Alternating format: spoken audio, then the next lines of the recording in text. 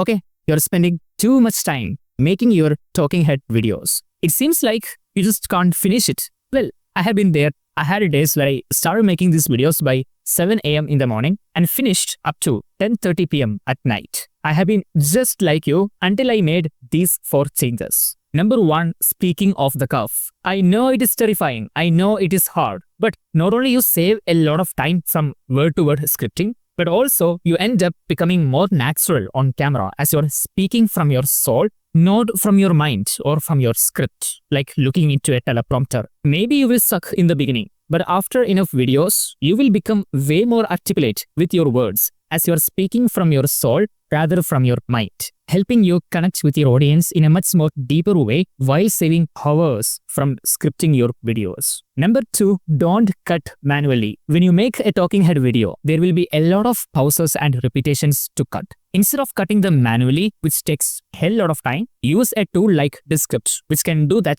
automatically for you. You just have to spend 5 or 10 minutes making sure everything is alright. This will save you at least 1 hour and 30 minutes per 10 minutes video, and it doesn't cost a lot of money. You can get Descript for $35 a month, which is not a lot of money when you think about the time you can save. Number 3, design, don't edit. Editing takes a lot of time and technical skills, but designing a presentation like this that you're watching right now is not that hard. I do this in Canva. If you have some creativity and you know how to use internet, you can do this too. Not only this saves a lot of time from editing your videos, like adding transitions and stuff like that, but also it is more appealing and is enough to retain your audience. Number 4, take help of AI. I'm a big fan of authenticity. My brand slogan only 2 months ago was humanize your brand. It is something I still preach today. But using AI for anything that isn't in the frame, like the points you cover in the video, the word-to-word script in case if you're not confident enough to speak off the cuff, is not